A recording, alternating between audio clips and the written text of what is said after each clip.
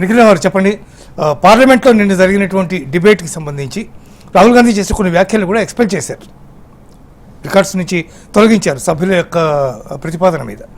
కానీ నిన్న జరిగినటువంటి విషయంలో రాష్ట్రీయ స్వయం సేవక్ సంఘ్ విద్యాశాఖ వెనకాల ఉంది అనేటటువంటి డైరెక్ట్ కామెంట్స్ చేయడం. నెంబర్ 2, అమిత్ షా భయపడి ఇవాళ సభకి రాలేదు అనేటటువంటి వ్యాఖ్యలు చేయడం. అట్లాగే ప్రధానమంత్రి నరేంద్ర మోడీ కూడా సభకి హాజరు కాకపోవడం మీద వ్యాఖ్యలు చేయడం. ఇవన్నీ కూడా నిన్న కొంత గందరగోళానికి దారితీసినాయి.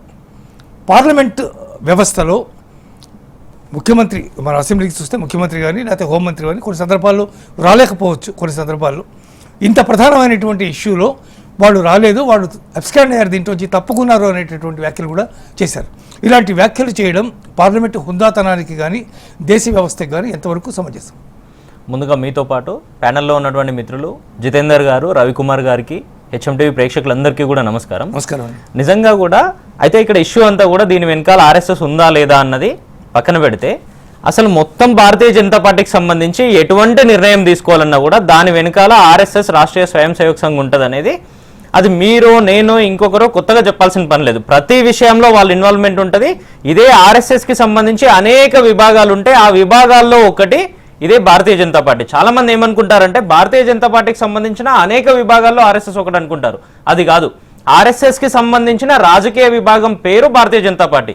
కాబట్టి తప్పకుండా భారతీయ జనతా పార్టీ తీసుకునే ప్రతి నిర్ణయం వెనకాల, నిన్నటి ఒక్కటే కాదు అన్ని నిర్ణయాల వెనకాల ఆర్ఎస్ఎస్ ఉంటుంది. కొన్నిసార్లు వాళ్ళు బహిరంగంగా మాట్లాడవచ్చు ఆర్ఎస్ఎస్కి సంబంధించి, కొన్నిసార్లు మాట్లాడకపోవచ్చు. కానీ 100% ఆర్ఎస్ఎస్ ఉంది, ఉంటుంది కూడా అనేది చాలా స్పష్టంగా ఇన్ని దశాబ్దాల తరబడి చూస్తూ ఉన్నాం మనం.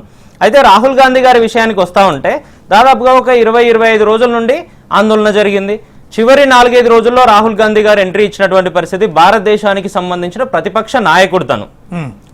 ముందు జరిగినటువంటి 20 రోజుల వరకు తను ఎక్కడ బయటకు వచ్చినటువంటి పరిస్థితి లేదు.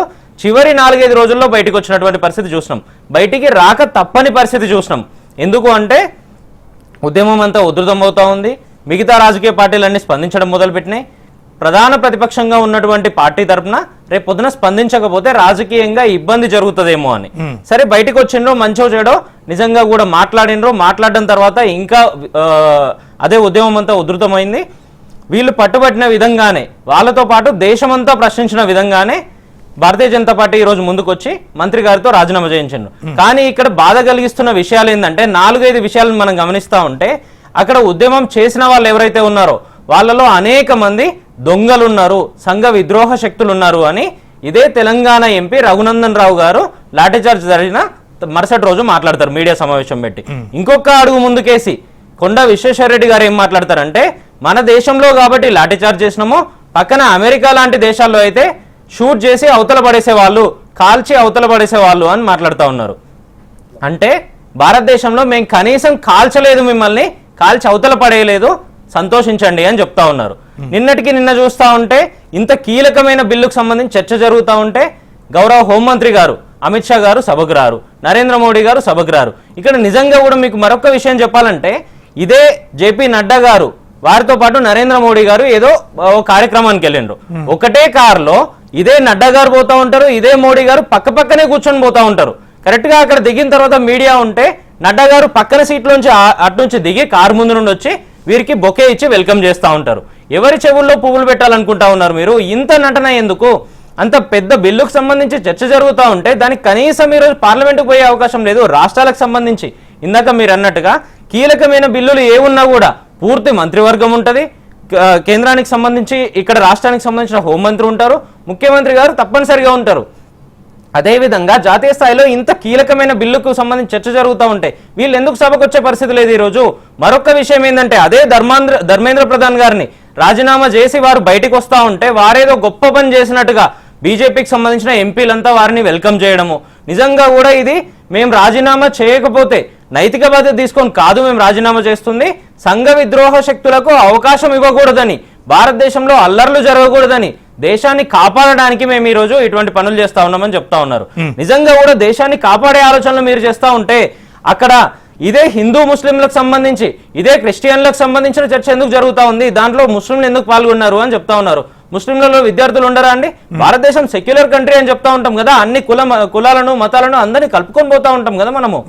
భిన్నత్వంలో ఏకత్వం అని చెప్తా ఉంటాం కదా, ఏది మరి దేశం మీద మీకు ఉన్నటువంటి ఈ అభిప్రాయం ఎక్కడి నుండి వచ్చింది, ఎందుకు వస్తూ ఉంది? దీన్ని పక్కన పెడుతూ నిన్న మళ్ళొక కొత్త వాదన బయటకు వస్తూ ఉంటుంది. ఏమనంటే ఆ కేసులను మేము విత్డ్రా చేస్తాం, కానీ మీరు ఎవరెవరైతే ఆ ఈవెంట్, ఆ ధర్నాలో, ఆ ప్రొటెస్టులో పాల్గొన్నారో వాళ్ళందరూ మీరు నీట్ రాసినట్టుగా